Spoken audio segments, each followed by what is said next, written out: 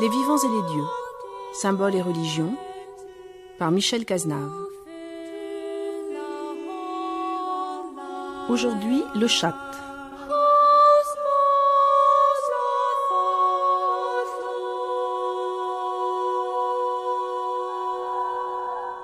Très rapidement, dans la civilisation, ou plus exactement dans la religion de l'islam, dès le IXe siècle de notre compute occidentale, se répand un phénomène tout à fait particulier que l'on appelle le châtre, et qui va courir jusqu'à la fin du XIIe siècle, et qui va trouver sa terminaison avec l'œuvre du grand théologien mystique Ibn Arabi. En quoi consiste exactement le châtre, si ce n'est dans une proclamation paradoxale qui essaie de rendre compte de la réalité des choses, c'est-à-dire en fin de compte de la réalité des dieux, et qui s'exprime précisément à travers des paroles qui pourraient nous sembler ne pas avoir de sens, mais qui, d'un certain point de vue, destinées à provoquer l'éveil, destinées à provoquer une sorte de commotion intérieure qui répond à la commotion du mystique, seraient peut-être comparables à ce que, dans le bouddhisme zen, on appelle le koan. Et afin de comprendre ce phénomène, nous avons avec nous aujourd'hui Lélie Anvar-Chandérov, maître de conférence à l'INALCO, c'est-à-dire à ce que traditionnellement on appelait l'école des langues orientales, et Pierre Laury, directeur d'études à l'école pratique de hautes études dans la section des sciences religieuses, spécialiste de philologie et de philosophie arabe.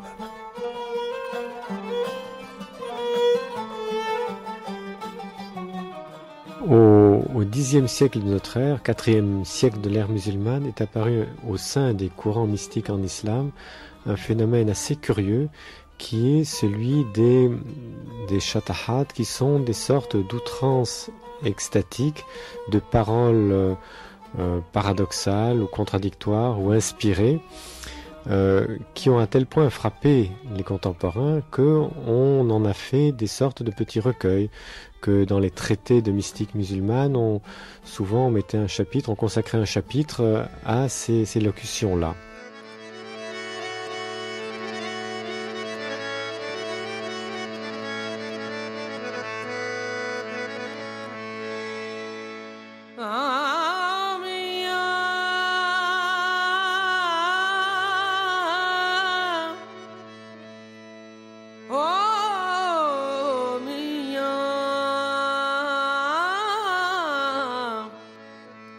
On peut dire que la parole paradoxale, la locution paradoxale qu'est le châtre, va connaître son âge d'or évidemment avec les premiers grands mystiques primitifs, mais que au fond cette tradition, à force d'être peut-être utilisée, à force d'être réutilisée dans ces images, va au fond prendre fin avec Rouzbehan Barli à la fin du XIIe siècle.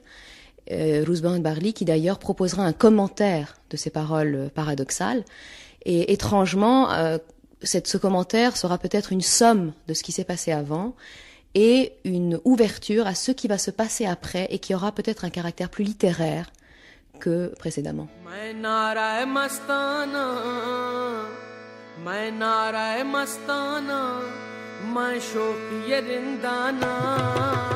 Qu'est-ce que le châtre au fond? Linguistiquement, châtre en arabe désigne le débordement d'un fleuve en crue, ou bien le débordement, mettons, de farine dans une meule. C'est quelque chose qui est agité et qui déborde de sa limite. Le terme est intéressant, ça veut dire qu'il est perçu du côté des auditeurs musulmans comme une outrance verbale. Un des exemples les plus connus, c'est celui de Hallaj, qui au début du Xe siècle alla frapper chez son maître, compagnon, Junayd, qui demande qui est là, et il lui répond je suis Dieu, je suis la vérité divine en quelque sorte. Mais le châtre existait avant. Le grand mystique du IXe siècle, Bestami, est aussi célèbre pour ses locutions extatiques. Il aurait dit gloire à moi, grande est ma puissance. Et les contemporains ont bien compris qu'il y avait un autre enjeu, que ce n'était pas simplement une espèce de mégalomanie, que ce n'était pas simplement une sorte de crise, une sorte de parole dite à l'état de crise, mais qu'il y avait un véritable enjeu spirituel. Les orientalistes ont essayé de transmettre cette réalité de Chartres, l'ont traduit par toutes sortes de tentatives, mais la plus précise, je crois, c'est celle d'Henri Corbin qui définissait le Chartres comme un paradoxe inspiré. Donc ce n'est pas une parole de folie, enfin elle peut apparaître comme une parole de folie, mais c'est ceux qui la reçoivent, qui la voient ainsi. Mais il s'agit d'une parole paradoxale parce que, au fond, c'est la réalité même du mystique qui est paradoxale, puisque le mystique cherche à exprimer l'infini ou l'absolu en termes finis et relatifs. Ô peuple pèlerin de la Mecque, où êtes-vous? Où? L'aimer est ici même, venez, que faites-vous? L'aimer est votre voisin, mur contre votre mur. Qu'avez-vous à errer dans le désert? Qu'avez-vous? Si vous voyez la forme sans forme du bien-aimé, le maître, la maison, la Kaaba, ce sera vous. 10 fois du chemin, vous êtes entré dans la maison. Une fois, de la maison au toit, élevez-vous. La maison est douce et vous avez montré ces signes du maître de la maison. Un signe, donnez-nous. Un bouquet de fleurs, qu'est-ce si on voit son jardin? Qu'est-ce qu'une perle d'âme face à l'océan divin? Malgré tout cela, votre peine est votre trésor. Hélas, c'est vous qui êtes le voile sur ce trésor.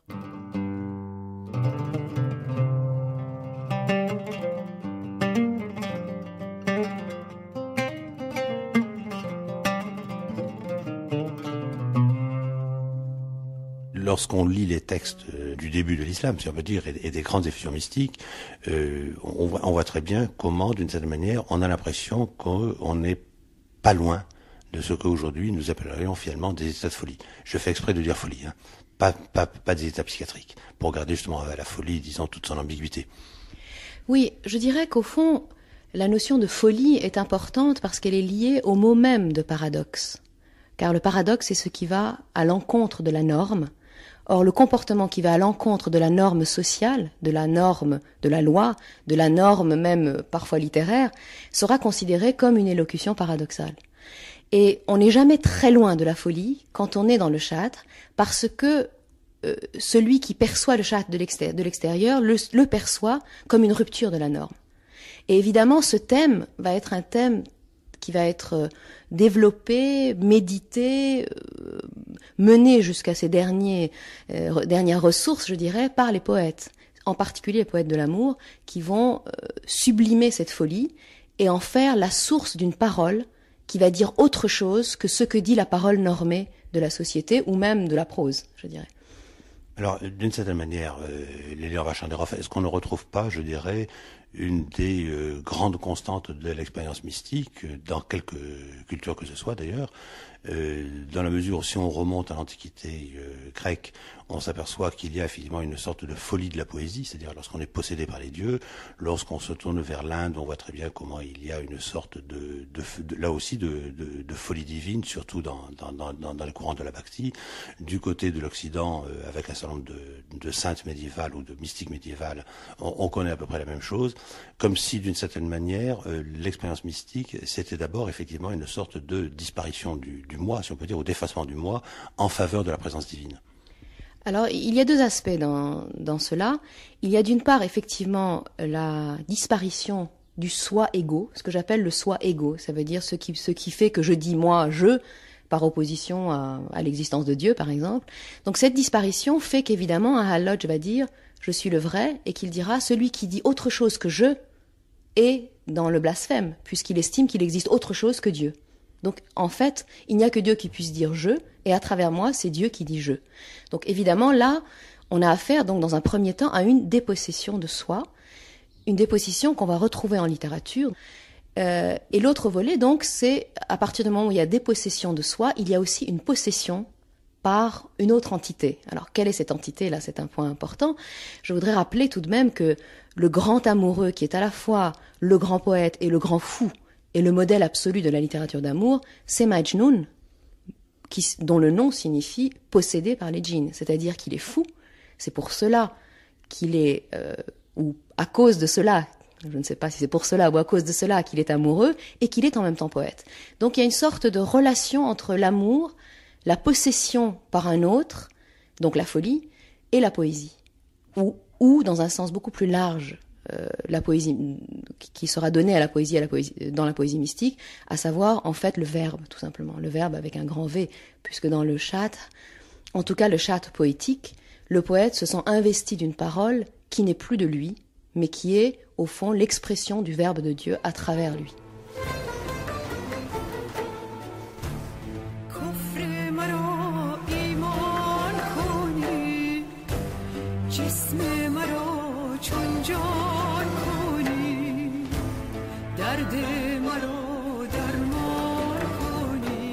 En même temps, est-ce qu'il n'y a pas quelque chose qui est assez spécifique, je dirais, à une mentalité islamique ou musulmane, dans la mesure où toute mystique, dans notre tradition chrétienne, est une mystique d'union.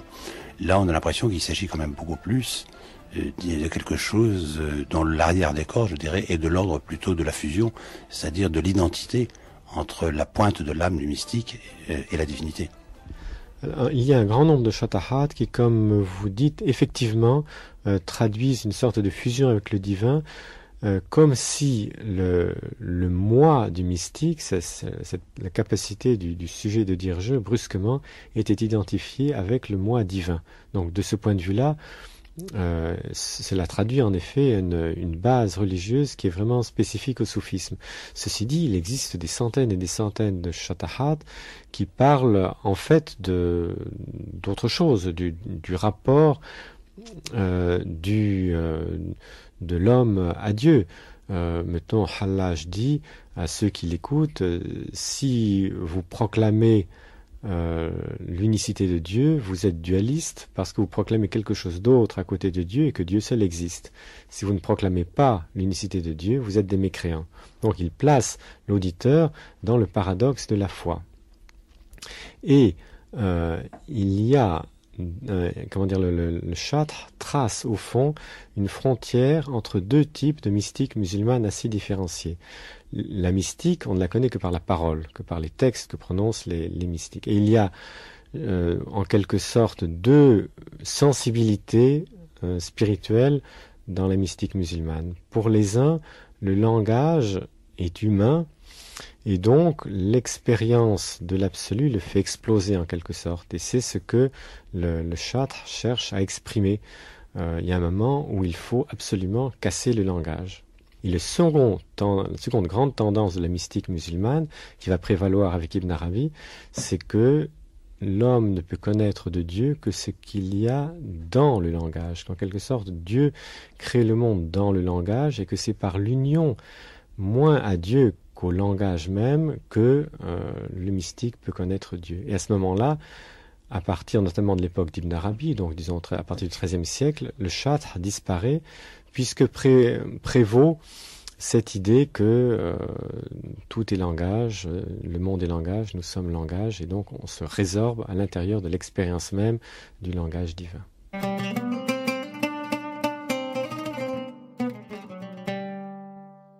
Vous, les assoiffés, aujourd'hui je suis porteur d'eau, ce monde sec de poussière, je le fais Éden et source. Vous qui n'avez personne, le sort s'est dénoué, ceux qui souffrent et ceux qui pleurent, je les fais rois et seigneurs. Oh, alchimie, regarde-moi, car moi, je transforme 100 lieues de vice en mosquée, et en chair le gibet.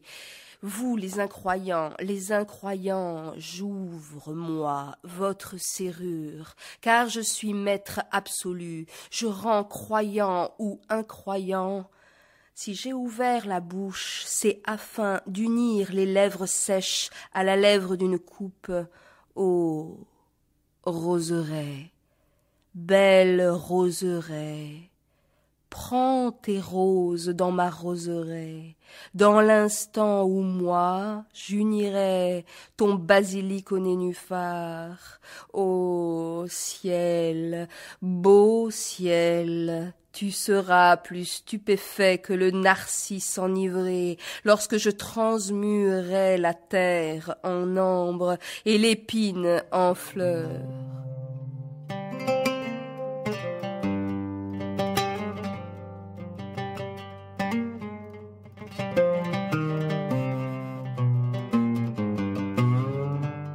La parole, normalement, est un véhicule de communication entre les humains. Or là, tout à coup, il s'agit que ce soit une réalité autre, la réalité divine qui s'exprime, et la réalité divine peut-elle réellement s'exprimer dans notre langage, qui n'est pas fait pour cela en principe, sans le faire exploser? Eh bien, en tout cas, les poètes mystiques persans ont parié que ce langage-là était possible. Et je dirais que c'est peut-être ce qui fait leur plus grande force. C'est de croire, envers et contre tout, que cette parole-là est possible à partir du moment où le détenteur de cette parole a évidemment cheminé intérieurement, à la fois pour se vider de lui-même, comme on l'a vu, d'où d'ailleurs leur position de saint. Quelqu'un comme Rumi est considéré avant tout comme un saint, avant d'être un poète. Donc la condition pour faire venir ce verbe dans la parole humaine, c'est de se déposséder de soi-même, et puis de devenir, selon l'image très belle de Rumi dans l'ouverture de son Masnavi, de devenir comme la flûte de Roseau, c'est-à-dire vidée de soi-même, une flûte vidée d'elle-même, creusée en quelque sorte, dans laquelle Dieu va se mettre à souffler. Et le langage humain, parce qu'il est une création de Dieu, peut exprimer cela à condition, encore une fois, que celui qui l'exprime soit vidé de lui-même et en même temps un visionnaire. Il y a vraiment les deux aspects qui jouent. Il doit aller chercher dans son univers intérieur des visions et trouver des mots pour ces visions. Et c'est cela la fonction de la poésie pour quelqu'un comme Rumi, par exemple. Oui, mais justement, est-ce que d'une certaine manière, ce n'est pas un au-delà de notre langage ordinaire, peut-être d'ailleurs la découverte de la source véritable du langage, de la nature véritable du langage, mais quelque chose qui est au-delà de la parole dont nous nous servons d'habitude et qui, d'une certaine manière, fait éclater quand même tous les cadres de la raison tels que nous en usons là aussi quotidiennement? Absolument. On peut dire que c'est un langage tout à fait particulier qui fait éclater les normes et à ce titre, on peut dire que c'est un langage surréaliste. C'est-à-dire c'est du surréalisme avant l'heure. On peut dire que quelqu'un comme Rumi, quelqu'un comme Attol ont été de grands poètes surréalistes dans le sens où ils sont allés chercher un surréel et qu'ils ont trouvé les mots de ce surréel. Et il me semble que pour eux, et d'ailleurs même pour la tradition plus primitive du Châtre, pour eux, c'est la fonction même de la métaphore que de rendre compte de ce qui n'est pas, dont il n'est pas possible de rendre compte par les mots de la raison. Et au fond, ce qui fait éclater le langage, c'est l'image. Et c'est ça qui est très intéressant dans ces phénomènes poétiques que l'on peut observer en poésie mystique, à savoir que l'image fulgurante va essayer de rendre compte d'une commotion intérieure et de reproduire cette commotion intérieure chez le lecteur pour le faire accéder à des réalités auxquelles il ne pourrait en aucun cas accéder à travers, par exemple, un traité de soufisme. Non, le traité de soufisme ne lui permettra pas de vivre cette commotion qui l'amène à une découverte. Et cette commotion se fait par les images. Aujourd'hui, on a plutôt tendance à considérer que le langage est ce qui permet de dépasser l'image, d'une certaine manière. Et à la limite, évidemment, de voir ce qu'il y a d'il de soi dans l'image. Donc je pense que c'est quand même d'un autre statut d'image que vous voulez parler, et de se demander, mais quelle est cette image qui, précisément, au contraire, fait éclater le langage, et qui est une réalité telle que le langage est obligé de se réordonner par rapport à elle. Je dirais que c'est une image imaginale. C'est-à-dire qu'au fond, il ne s'agit en aucun cas de l'image de surface contre laquelle tous nos poètes mystiques sont partis, sinon en guerre au moins, l'ont formellement contesté. Mais il s'agit de retrouver des images qui ne sont pas des images de surface, mais des sortes de réalités qui prennent forme dans l'imagination. C'est pour ça qu'on appelle ça des images, mais ce ne sont pas des images de surface, ce ne sont pas des représentations. Ce sont les choses elles-mêmes, telles qu'elles prennent forme au plan psychologique, alors je dis au plan psychologique, il s'agit de la psychologie de l'âme, mais en tout cas qui prennent une forme de réalité. Ce sont des images qui ont bien plus que 3 dimensions et qui font appel au fond à des sens spirituels qui ne sont pas les sens communs. C'est peut-être pour cela aussi qu'on peut les considérer comme des locuteurs de Châtres, parce que précisément ils vont introduire une dimension qui est proprement scandaleuse parce que ça dépasse le monde des 5 sens, le monde des 4 directions et le monde, au fond, des 3 dimensions. C'est peut-être ça c'est peut-être en cela qu'on peut dire que leur parole est scandaleuse et qu'ils ont pu être parfois considérés par des théologiens bontins comme quasiment des locuteurs de paroles blasphématoires. Par rapport à ce que vous nous dites, Lilian Vachenderov, est-ce qu'on n'est pas obligé alors d'introduire une réflexion supplémentaire, à savoir que, et par rapport au statut de l'image que vous nous décrivez, et par rapport au statut du discours qui tourne autour, à savoir qu'il y a plusieurs niveaux de réalité, et que la réalité, ce n'est pas simplement la réalité dans laquelle nous baignons quotidiennement. C'est tout à fait ça, et je dirais que c'est la fonction principale du Châtre. La fonction didactique, en tout cas, du Châtre. Parce que, évidemment, on peut dire que le Châtre peut être une expression inspirée. À un moment donné, le saint ou le poète est débordé par quelque chose qui, à l'intérieur de lui, ne peut plus être contenu, donc il va s'exprimer.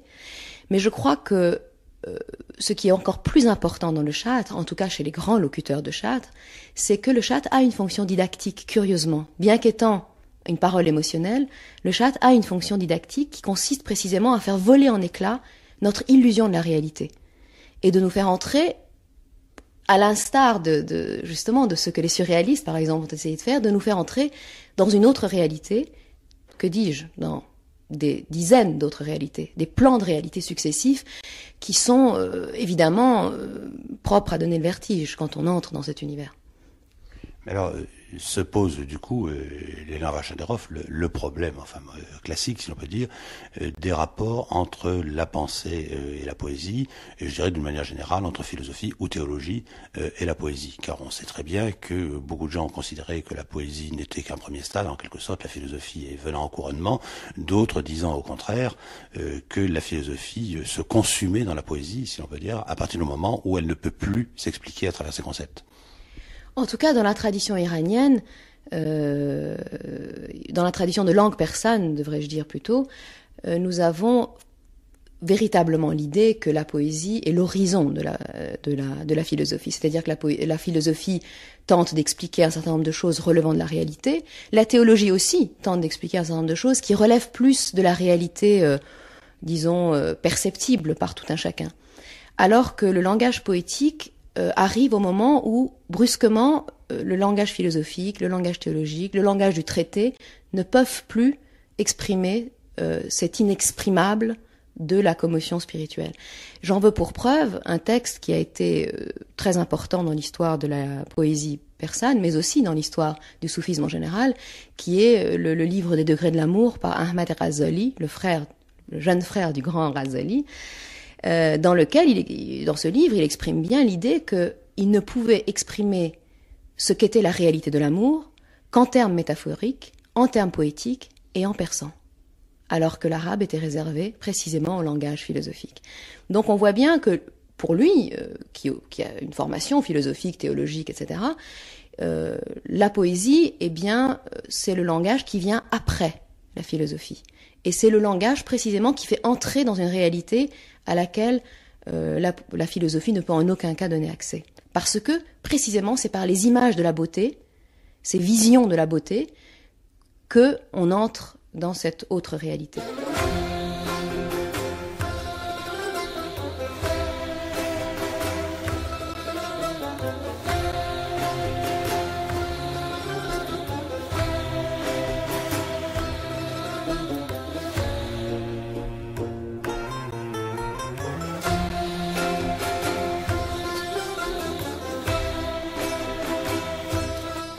Hallaj et les autres grands extatiques parlent de perplexité, d'étonnement des facultés de la raison, ou bien alors d'une expérience de la raison qui est au-delà du raisonnement. Le Châtre ne traduit pas une expérience incompréhensible, il ne traduit pas une présence divine incompréhensible, mais quelque chose de supra-individuel, comme si dans cette expérience-là, le Hallaj ou Rouzberan ou les autres grands avaient l'impression que c'était eux qui étaient saisis, qui étaient compris en quelque sorte, et que ce n'était plus eux-mêmes en tant que sujets qui comprenaient un objet. Donc ils devenaient eux-mêmes en quelque sorte des objets d'une autre compréhension.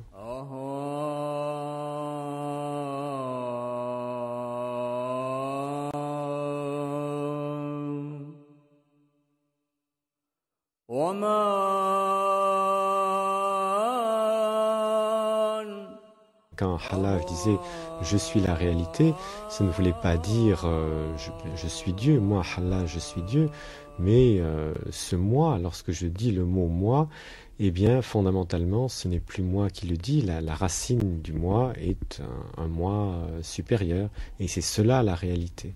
Donc la structure même du réel est complètement renversée, elle est mise là complètement à l'envers, et c'est, je pense, cela que le Chatra veut traduire. Et c'est pour cela que même si les chapitres sur le Chatra sont un peu considérés comme une littérature, je dis pas honteuse, mais enfin qu'on manie avec beaucoup de prudence dans la spiritualité sunnite, malgré cela, ça reste bien évidemment un témoignage central. Le Chatra, c'est vraiment le témoignage par excellence de ce que l'expérience mystique musulmane a de plus vibrant.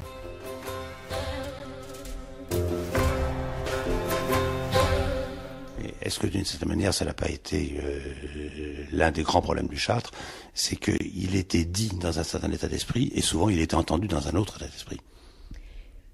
Oui, c'est-à-dire que le moment où le Chatra devient, les chatriotes au pluriel deviennent ce que l'on a appelé les kofriotes, c'est-à-dire les paroles blasphématoires, évidemment, c'est parce que le public qui a reçu ce Chatra l'a reçu comme une parole allant contre la norme théologique, donc comme une parole blasphématoire. Mais encore une fois, il me semble que ça fait partie de de l'essence même du Chatra d'être comme ça. Paul Balanfa explique très bien dans ses travaux sur Rouzberan Barli à quel point le Chatra est nécessairement ambigu. Il est nécessairement ambigu parce que c'est dans sa nature de dire quelque chose que l'on ne peut pas dire autrement. Donc de dire quelque chose qui, de toute façon, aura l'air de ne pas être ce qu'il est, si vous voyez ce que je veux dire. En tout cas, qui répond tout à fait à la définition du paradoxe. La raison pour laquelle ce mot de Chatra a été traduit par paradoxe. Parce que précisément, c'est ambigu. Le paradoxe est un phénomène ambigu. C'est cela est ou cela n'est pas. On aimerait bien le savoir, mais précisément pour le savoir, il faut entrer dans l'expérience.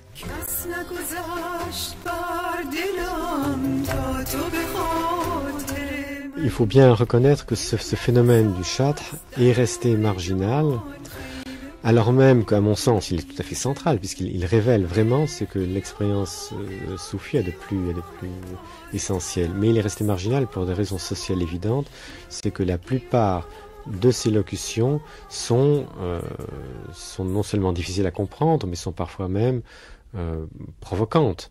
La grande sainte Rabia,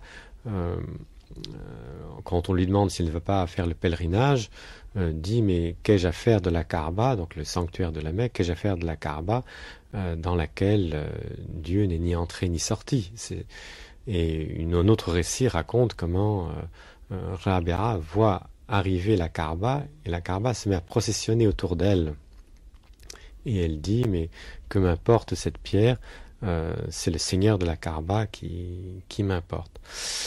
Et alors toutes ces locutions ont été transmises, mais de façon discrète, un peu latérale, donc en insistant, comme je disais au début, sur le fait qu'il s'agissait d'outrance, que ce n'était pas que la vraie mystique était beaucoup plus insérée dans la théologie, que la vraie mystique était orthodoxe, que la vraie mystique était conforme au sunnisme, enfin, et donc le mouvement du Chatra ne s'est pas développé, et d'une certaine manière, il ne peut rester que exceptionnel, puisqu'il est très très lié à un rapport précis historique entre un maître et un disciple, un maître et un passant, et qu'il surgit vraiment dans l'instant précis. Le Chatra n'est pas une idée théologique, c'est le jaillissement du rapport entre deux êtres. Par rapport à ce que vous disiez, Pierre Laury, la question qu'on peut se poser, c'est que à partir d'un certain niveau, je dirais, d'expérience personnelle,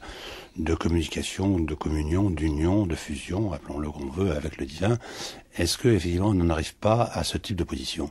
Je veux dire par là qu'on voit très bien comment un certain nombre de mystiques chrétiens sont amenés à proférer eux-mêmes des discours tels que l'Église ne peut pas les recevoir. On voit très bien dans certains courants de dévotion indienne, particulièrement shivaïte et krishnaïte, comme nous avons à peu près le même phénomène.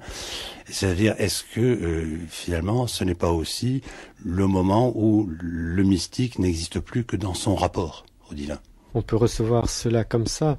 Quand on lit toute la littérature mystique, on est toujours un petit peu piégé parce que la littérature mystique, dès lors qu'elle essaye de partager ces expériences-là à un grand nombre de lecteurs, se met à élaborer des doctrines. Ibn Arabi a connu un succès énorme et continue à l'avoir. À cause de cela, il élabore une doctrine.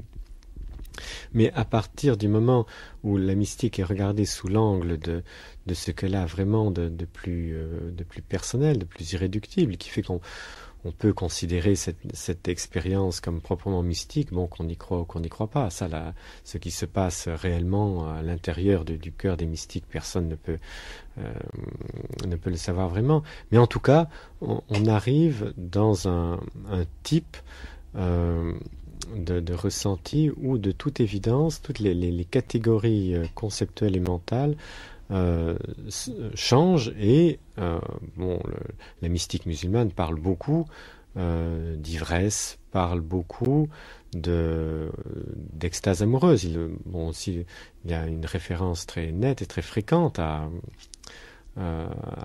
l'expérience érotique et au fond le châtre correspondrait à l'expression verbale, comme le disent les mystiques eux-mêmes, à la traduction verbale de cette commotion où finalement l'homme ou la femme qui éprouve cette rencontre comprend bien que son individualité est une illusion et qu'au fond, se croire un individu isolé, autonome, est en fait une illusion.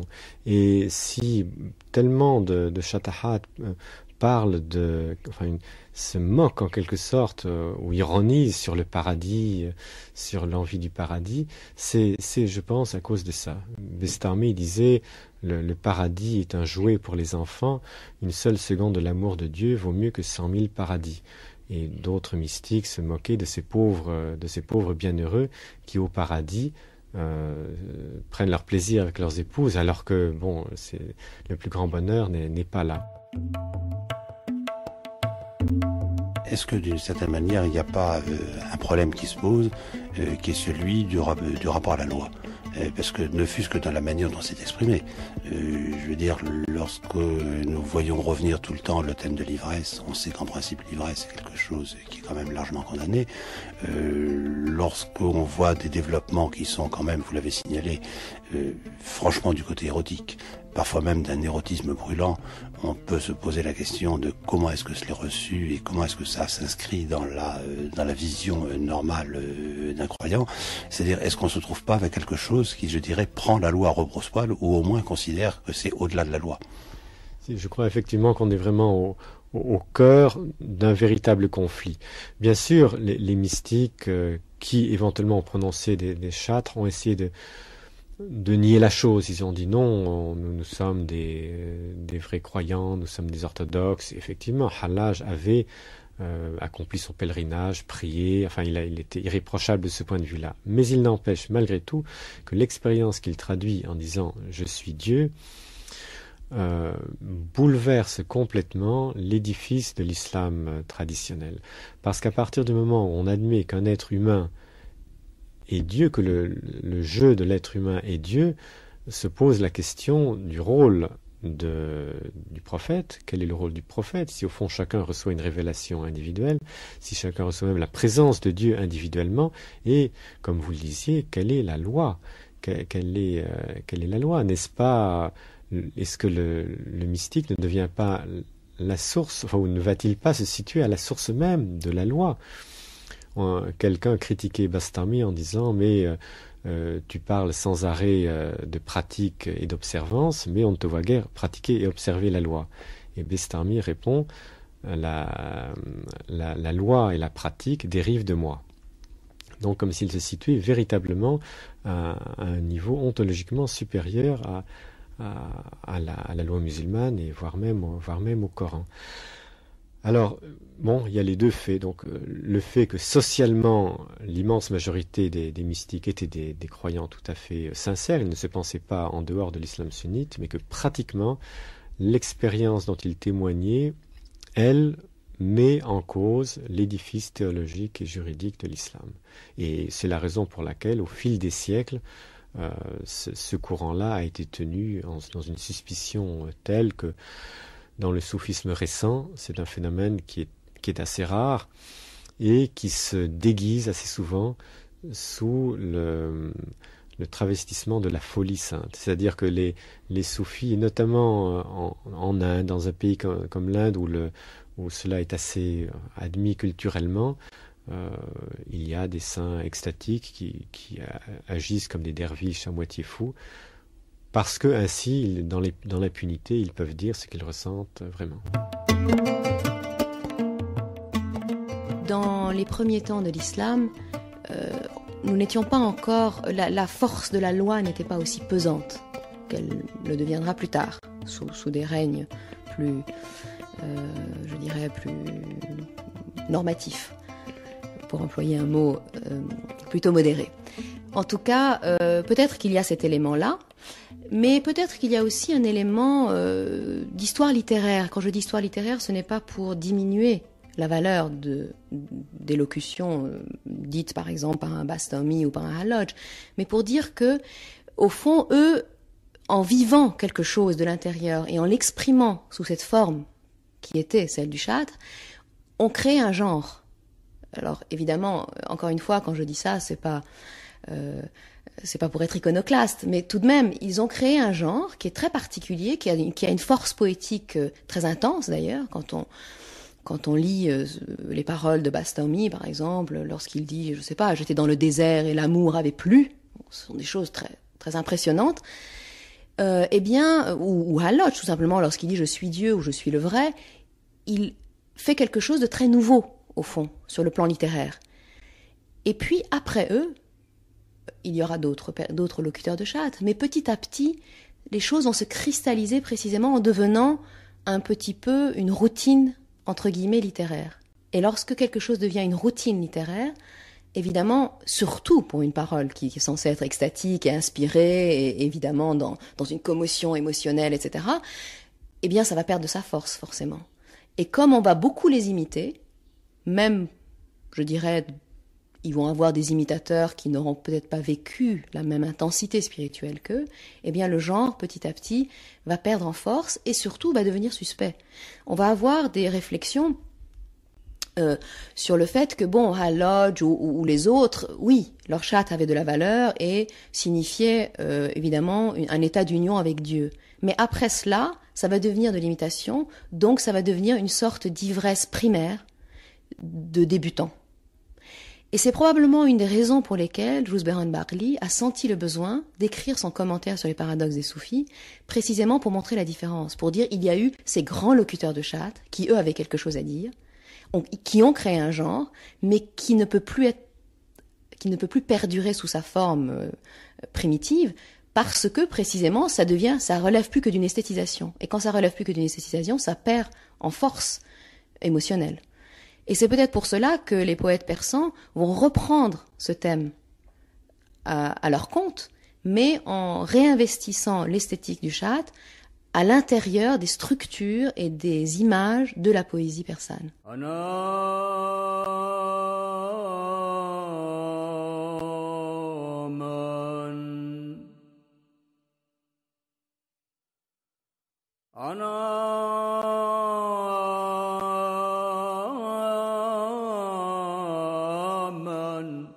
Nous sommes le fléau de l'âme des amants, nous ne restons pas en demeure, nous ne gardons pas les demeures, les imaginations reflétées dans ton cœur. Crois-tu que nous ne les connaissons pas? Ne sommes-nous pas les secrets des imaginations? Ne sommes-nous pas les cuiseurs des passions? Les cœurs auprès de nous sont des colombes, à chaque instant nous les faisons s'envoler. Lorsque nous t'aurons emmené tout entier dans le cachet, alors tu verras comment nous sommes en vérité. Quand nous aurons effacé ta forme de la surface de la terre, tu sauras que nous sommes les prodiges du temps. Où que tu regardes, tu ne verras plus le temps. Tu te vanteras alors d'être le non-espace. Ton corps prendra la couleur de ton cœur. Tu te mettras à danser, disant que tu n'es plus qu'une âme. Tu poseras ta lèvre sur la nôtre sans lèvres, et tu avoueras que nous avons la même langue.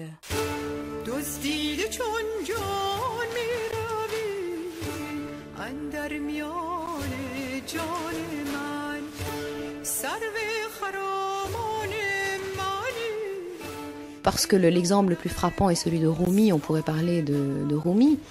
Une des choses les plus intéressantes dans la poésie lyrique, en particulier de Rumi, c'est que sans cesse, à la fin de chaque poème, presque, il va nous dire qu'il s'efface.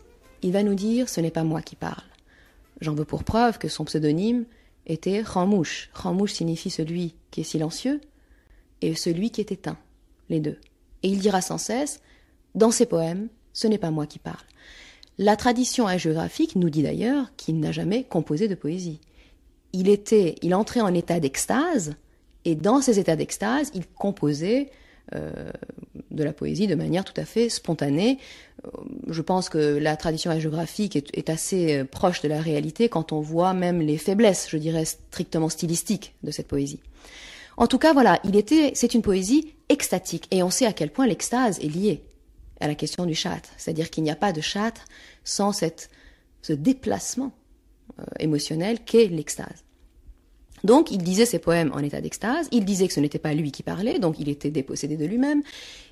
Il a bien souvent dit que sa parole poétique était assimilable au verbe de Dieu. Il dit très souvent que non seulement ce n'est pas lui qui parle, mais à travers lui, c'est son bien-aimé divin, Shams, qui parle, et il va même plus loin, puisque dans certains poèmes, il parle du point de vue de Dieu. C'est-à-dire que le jeu du poème, c'est Dieu. Lorsque dans le poème, il dit « Je suis le créateur des mondes, je vous ai donné l'inspiration », lorsqu'il dit par exemple, dans ce vers très célèbre, « Je suis comme le vent, tu es comme le feu, c'est moi qui t'ai animé », on voit bien que le jeu du poème, c'est évidemment la source de l'inspiration, et le reste du poème nous confirme qu'il s'agit en effet du jeu divin. Donc, on peut dire que tous les éléments du châtre sont là. Il va parler du point de vue de Dieu, il va s'effacer, et donc il va devenir effectivement un châteur, un locuteur de châtre. D'ailleurs, sa poésie est de part en part traversée de paradoxes variés et divers, de paroles qui peuvent paraître tout à fait blasphématoires, comme de dire par exemple...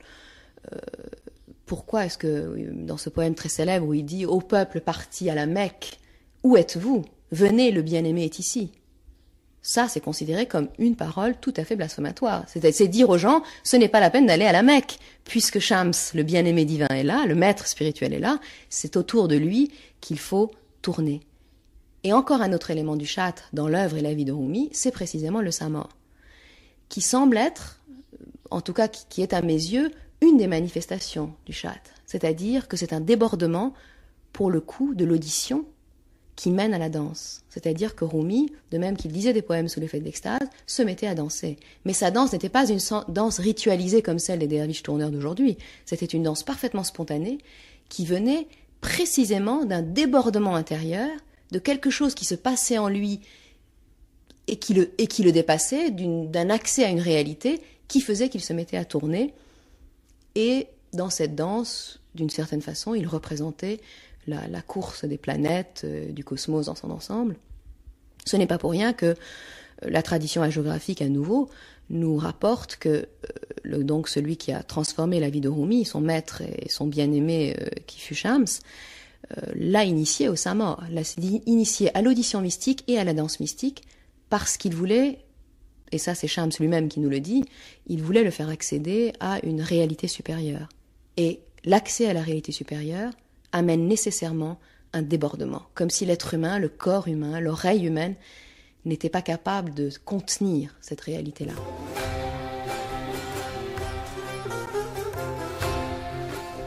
On sait très bien comment en Occident, devant ce type d'expression, j'y faisais allusion tout à l'heure, on a tendance à le classer du côté de la folie. Bien, mais en disant, regardez, Allah te dit, je suis Dieu, enfin, je suis la vérité divine, etc. Mais enfin, ce qu'on entend bien, c'est je suis Dieu. Et regardez, le schizophrène, dans son délire, dit aussi je suis Dieu. Est-ce qu'il n'y a quand même pas, je dirais, alors là, précisément, une distinction radicale à introduire, à savoir que lorsque le schizophrène dit je suis Dieu, c'est moi, vraiment moi, qui suis Dieu. Quand Allah dit je suis Dieu, c'est en fait Dieu est partout et il est la vérité du moi et à la limite mon moi a disparu. Oui, et le moi humain n'est qu'une sorte de projection. C'est le symbole le plus fréquent chez les mystiques musulmans, le symbole du miroir. L'être humain est un miroir dans lequel la lumière divine se reflète. Mais donc le moi humain est un miroir, un effet de miroir en quelque sorte du moi divin. C'est une chose. Et puis l'autre différence, bien sûr, c'est que des gens comme Hallaj, qui sont historiquement bien connus, dans leur vie concrète, sociale, apparaissent comme des gens qui avaient une vie positive, qui avaient des disciples, qui ont des écrits, qui avaient par ailleurs une vie de gens normaux. Donc il n'y a pas la culture musulmane classique fait bien la distinction entre la sainteté raisonnable, même si elle inclut des shatahat, et la sainteté folle. Parce que, par ailleurs, la folie a été étudiée avec beaucoup de précision, et elle peut éventuellement être une folie pathologique, mais éventuellement aussi être une folie sainte. Et alors, c'est le cas du saint qui, comme racontent beaucoup de récits mystiques, a vu le soleil de trois près, il a été ébloui, et il a perdu la raison. Donc l'expérience mystique a complètement déséquilibré tel ou tel soufi qui devient dès lors un pauvre errant, mais qui continue à témoigner au fond de ce qu'il a vécu. Et de ce point de vue-là, la société musulmane classique, maintenant les choses ont changé, il y a des hôpitaux psychiatriques dans toutes les grandes villes des pays musulmans, dans la civilisation islamique classique arrive à faire le départ avec pas mal de sagesse, disons, entre ces différents comportements jugés erratiques à des degrés divers.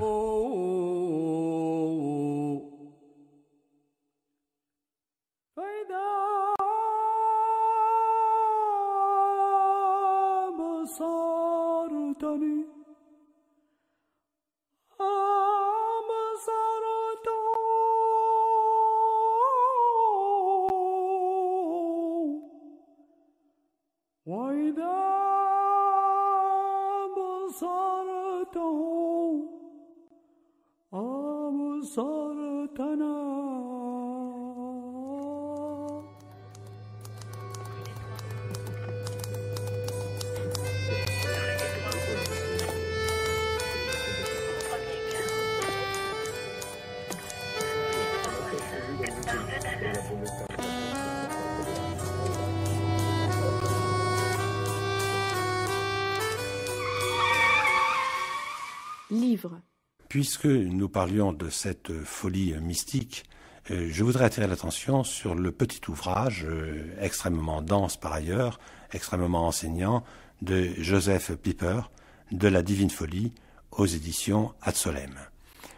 En quoi consiste cette étude, si ce n'est dans un commentaire suivi, un commentaire extrêmement profond en même temps, de la grande pensée platonicienne, telle qu'elle s'exprime d'abord dans le dialogue du Ion, où il s'agit de penser la possession par les puissances divines du poète, et telle qu'elle va être largement développée dans le début du dialogue du Phèdre, lorsque Platon parle de la Theia Mania, de la folie divine précisément, et avec les 4 folies, les 4 bonnes folies, celles qui exaucent l'homme au-dessus de lui-même, et où, comme dépossédé par les puissances divines, il entre en contact avec la réalité la plus profonde.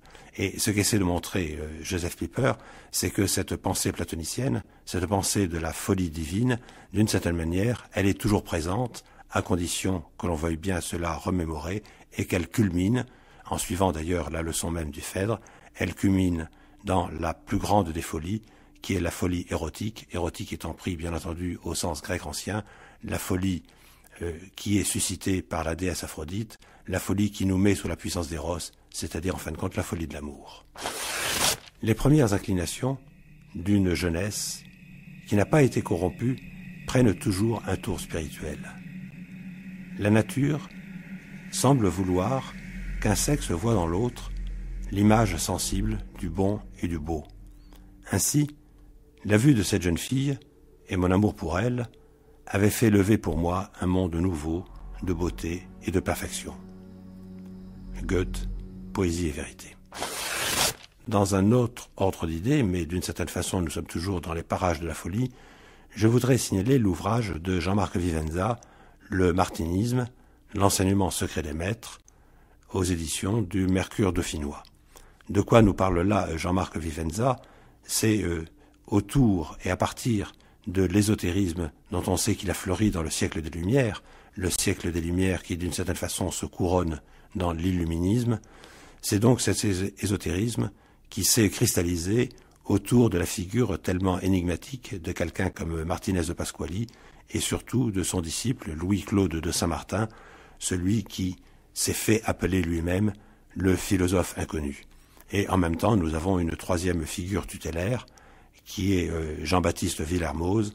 Jean-Baptiste Villermoz, dont on sait qu'à partir de la région lyonnaise, où il a beaucoup travaillé, où il a beaucoup été en contact avec ces milieux ésotériques et hermétiques, Jean-Baptiste Villermoz, donc, qui était à l'origine de ce que l'on appelle depuis le rite écossais rectifié, c'est-à-dire la manière dont il fait remonter la franc-maçonnerie à ses véritables origines, avant même les constitutions de Ramsay au XVIIIe siècle, c'est-à-dire la manière dont, à travers la franc-maçonnerie, nous trouvons devant des rituels initiatiques qui visent d'abord à ce qu'il est convenu d'appeler la réintégration adamique. Nous dira-t-on que Dieu créa l'homme de la terre telle que nous la connaissons, comme l'imaginent naïvement certains exégètes. Écoutons plutôt ce qu'affirme le livre de la sagesse, lorsqu'il nous est clairement déclaré, sans l'ombre d'une ambiguïté, Dieu a créé l'homme incorruptible et il en a fait l'image de sa propre nature. C'est par l'envie du diable que la mort est entrée dans le monde. Ils en feront l'expérience, ceux qui lui appartiennent. En changeant complètement d'horizon, je voudrais aussi attirer l'attention sur la publication aux éditions des Belles Lettres, ou plus exactement sur la republication d'un texte qui était devenu introuvable depuis maintenant plusieurs décennies, Les rêves dans la tragédie grecque de Georges d'Évreux. Georges d'Évreux, on le sait, c'est ce psychanalyste hongrois qui avait émigré aux États-Unis, où, à travers ses contacts avec les populations des Indiens Mohaves, il a fondé ce qu'aujourd'hui nous appelons l'ethnopsychiatrie, et qui, s'intéressant là à la manifestation des rêves, telle qu'on la trouve dans les grands textes de la tragédie classique, nous introduit en quelque sorte aussi bien aux rêves de Io, dans Échille, aux rêves que l'on trouve dans le Prométhée enchaîné, dans le rêve des Irénies, dans les Euménides d'Euripide, ou le rêve de Clytemnestre, dans l'Orestie de Stésichore, car c'est en même temps l'intérêt de cet ouvrage de nous faire découvrir des textes que nous avions largement oubliés, ou le rêve de Clytemnestre aussi bien dans les Coéphores d'Échille ou les lecteurs de Sophocle. C'est-à-dire qu'en même temps, il y a une sorte de comparaison des auteurs les uns avec les autres, qui est très marquée évidemment par la psychanalyse de style ou d'origine freudienne, mais qui nous permet de relire la tragédie avec un œil neuf et d'y découvrir éventuellement des choses à côté desquelles nous étions largement passés. Ce qu'on dit, c'est qu'elle a vu notre Père, à toi et à moi, à nouveau couché auprès d'elle, et revenu à la lumière. Ensuite, il a pris et planté, dans le foyer que tu vois là, le sceptre qu'il portait autrefois, lui-même, Du haut de ce sceptre, une jeune branche bourgeonnante poussa, qui couvrit de son ombre toute la terre de Mycène. Dans Les Lecteurs de Sophocle. Pour finir, je voudrais faire un sort à l'ouvrage collectif dirigé par Jean-Marc Auvert, Regards croisés sur le Cantique des Cantiques aux éditions Lessius. Le Cantique des Cantiques, on sait très bien que depuis la réunion de Yamné, après la destruction du temple par Titus en 70 après Jésus-Christ, le Cantique des Cantiques, on sait à combien de polémiques il a donné lieu et comment c'est souvent interrogé sur son statut de livre sacré. Et à travers des études croisées, ce à quoi nous introduit Jean-Marie Auvert, c'est précisément à un type de lecture plurielle où, à la fois, on peut tenir un sens littéral, on peut tenir un sens allégorique, on peut tenir un sens symbolique, ce que, en linguistique, on appellerait un sens autogorique, c'est-à-dire qui renvoie à lui-même. Et on essaie là de nous faire comprendre quelle est la polysémie d'un texte aussi mystérieux, de la même manière que nous sommes introduits à une réflexion plus générale, comment lire un texte biblique, autrement dit, par rapport à notre propre culture, comment lire un texte sacré qui est fondateur de notre civilisation. L'union des deux amants se réalise à un niveau proprement poétique, au niveau des métaphores qu'ils inventent l'un pour l'autre et l'un sur l'autre. Le langage des amants du cantique a une intensité baroque, parfois incongrue à nos yeux. On le sait, le langage amoureux est un prodigieux laboratoire de métaphores où se prolonge l'invention du langage. Les livres aujourd'hui. De la divine folie de Joseph Pieper aux éditions Ad Solem. Le martyrisme, l'enseignement secret des maîtres de Jean-Marc Vivanza aux éditions Mercure Dauphinois. Une republication, Les rêves dans la tragédie grecque aux éditions des Belles Lettres de Georges Devreux. Et Regards croisés sur le Cantique des Cantiques, un collectif dirigé par Jean-Marc Anvers aux éditions Lessius.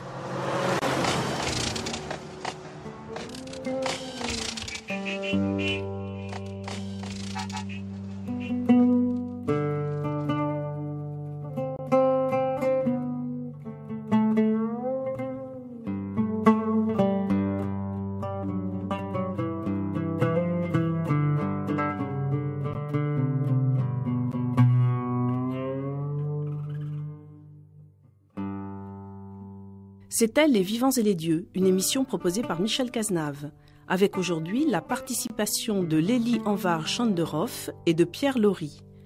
Texte lu par Paula de Achenzao. Mixage Simone Ronger. Réalisation Isabelle Huel.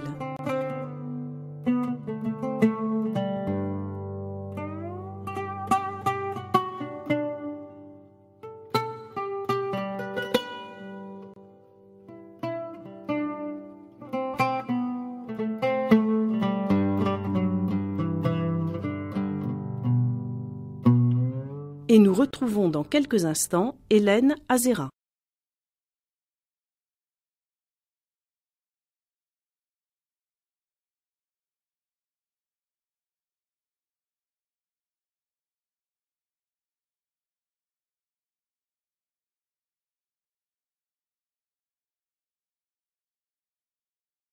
La première, podcast.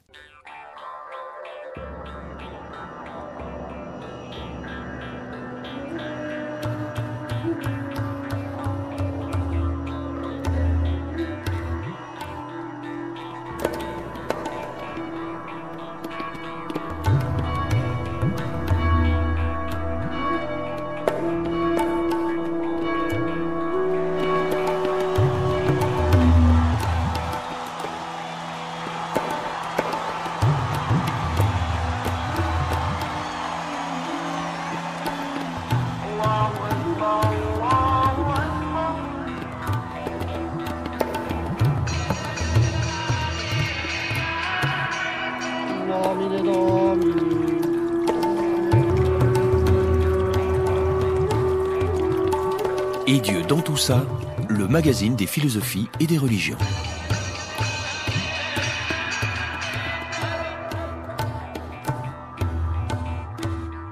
Jean-Paul Eck. Bonjour et bienvenue.